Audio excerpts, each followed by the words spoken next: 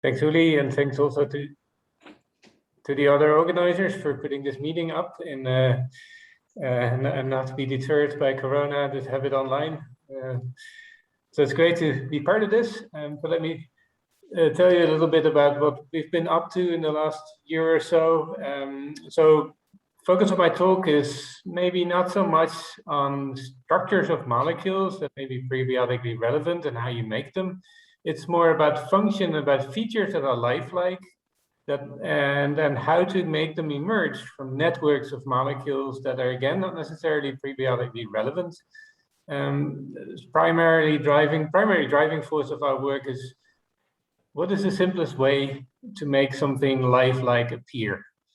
And if you accept the prebiotic relevant disclaimer that I just mentioned, then just have a look at how these features appear, and I'll try and make those points rather general, and then I invite anyone and everyone to then see if they can implement them with their own favorite prebiotic chemistry. So having said that, let's summarize what this talk will be about. It will be the main aim of my lab is to see if we can bring all the essential features of life together in one chemical system. And it's always hazardous to try and define life, but at least we can come hopefully to some sort of form of agreement about what the features are that any living system needs to have. And in my view, they're listed on this slide. There's some duplication perhaps, but replication is important. Compartmentalization, we heard already a lot about. Metabolism, also the ability to evolve in a Darwinian way. And in order to metabolize and undergo evolution, you have to be out of equilibrium. I did list this as a separate topic here, not because it's necessarily separate, but just to stress its importance. And once you get all this together, then in principle, life should emerge. Maybe very simple, very primitive, but I would argue when you have a functional integration of all these aspects, that what you get is likely to be alive. So I'll start my talk focusing on replication, and I'll later say something about metabolism, out of equilibrium character, and Darwinian evolution. I'll not touch much on compartmentalization, even though that's a very hot topic in the lab right now, but it's too early days for that today. So if you think about replication in the context of the origin of life, people most immediately think about nucleic acid replication. I'll show you in a minute a system of autocatalytic molecules that are self-replicating that work slightly differently from nucleic acids. And nucleic acids, I guess you all know, there's a template that organizes complementary molecules on it and then catalyze the ligation of these molecules to make a copy of the template, make a duplex, and that then dissociates. There are still some unsolved problems with this. One of them is product inhibition. So it tends to, when your template duplex gets very stable, it's very hard to dissociate and thereby reach exponential growth, which in principle cycling through this mechanism should give you. And that is problematic if you want to do Darwinian evolution. Their exponential growth really helps to get survival of the fittest, and the flip side of that, extinction of the weakest. And the other issue with autocatalytic RNAs especially, is that once you have an RNA molecule that is functioning as a catalyst, it does so because it's folded. And folding inhibits its own replication. So to get an autocatalyst out of an RNA molecule is hard because it's so oftentimes hard to unfold something that is very active as a catalyst.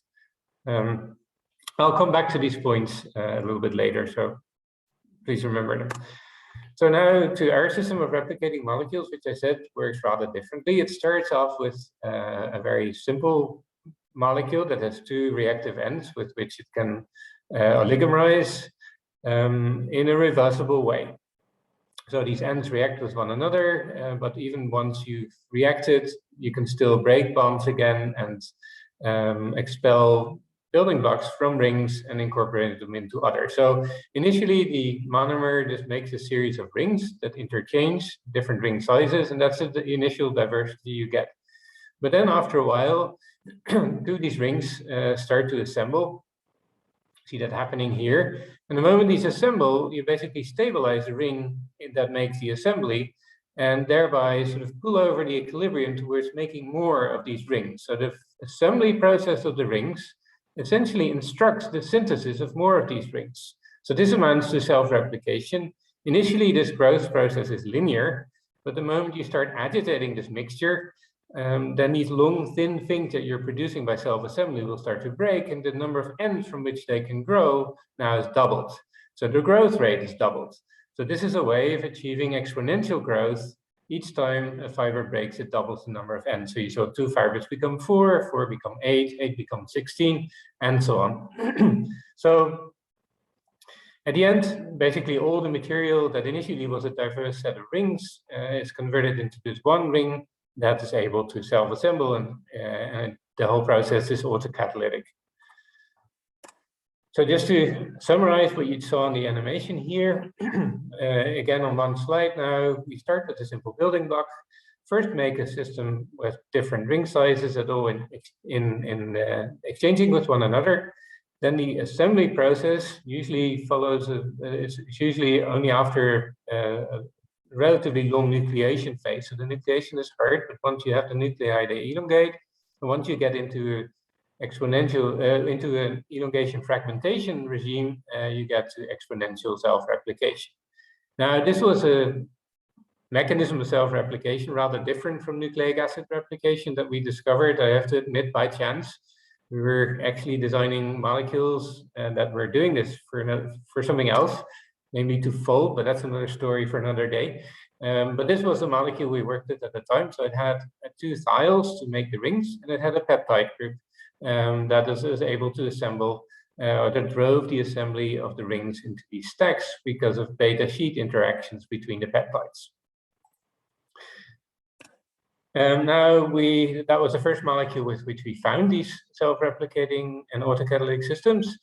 We've since found many others and developed many other molecules that don't have peptides or not nearly as long peptides. Just a simple single amino acid is enough, or even an ethylene oxide chain. You can get the same mechanism of autocatalysis, driven by fiber formation in this case, or by formation, but you don't need to make fibers. You can also make sheets, so two-dimensional, sorry, not one-dimensional, but two-dimensional objects, like with these 2 types of molecules. So it's pretty general. Assembly in a mixture of interconverting molecules gives you autocatalysis, gives you self-replication. Can you get more? And let me try and build a bridge to catalysis, to metabolism now through catalysis. So metabolism obviously needs catalysis. How does that come about? Well, it actually comes for free in these systems. The replication, as I showed you on the previous slide, is accompanied or is driven by the assembly of peptides into beta sheets. And when you assemble peptides into beta sheets, you basically organize the amino acids. And as it happens, you organize them in a way that is conducive to catalysis. So the assembly of the peptides creates substrate binding sites. The peptides have lysines, and the moment you put a lot of these together, the pKa of these lysines shifts in a way that is actually helping catalysis. And it also has hydrophobic residues in here that it draw, which generates not only substrate, but also cofactor binding sites that I'll show you in a minute, can result in activation of this cofactor. Now that's nice, so you can use this to do catalysis. Here's one example. Actually, the same peptide sequence can do, for the moment, we have 3 different reactions. So there's some promiscuity here, but this is one of them. This is glycine protected with an FMOC group. If you put the replicating fibers into the solution of this molecule, it catalyzes the cleavage of an FMOC group to release glycine and this dibenzylfulvene molecule. And this dibenzylfulvene enhances the rate at which thiols oxidize to disulfides, so at which you convert the building blocks into the small ring precursors from which the replicators grow. So you have a positive feedback of the catalyzed reaction on the formation of the precursors of the replicator. So this amounts to a proto-metabolism, doesn't harvest energy, but it certainly does make the molecules that the replicator needs to grow from.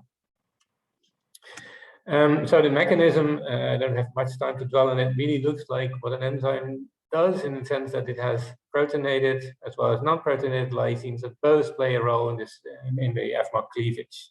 So it's really a remarkably efficient catalyst, even at neutral pH, for this reaction.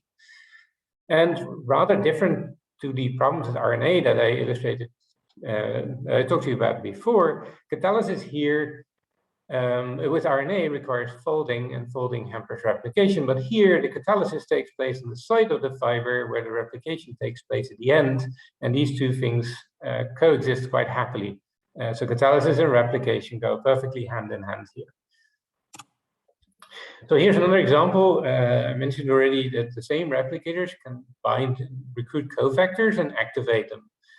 So here are two of these cofactors. It's either rose bengal or a chlorophyll derivative that once recruited and bound to the replicator fiber, they become more active in converting triplet into singlet oxygen, and singlet oxygen does what the dibenzylfulvene did on my previous slide, namely enhances the rate of oxidation of thiols to disulfides.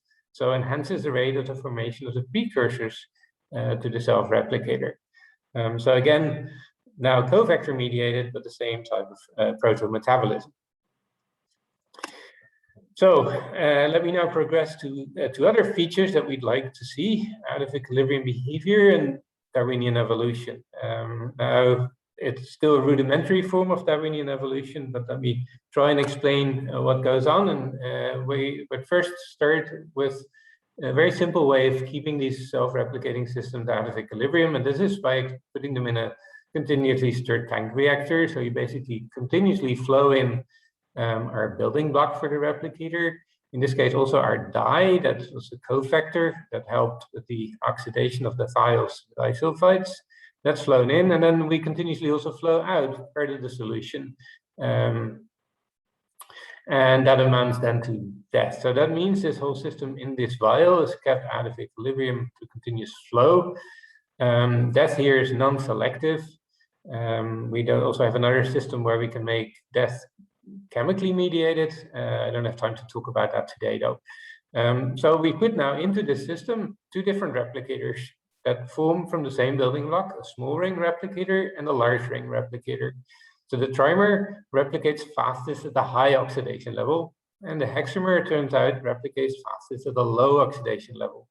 And now we can control the oxidation level by the amount of light we shine, because the light basically with the dye controls how fast you oxidize the thiols.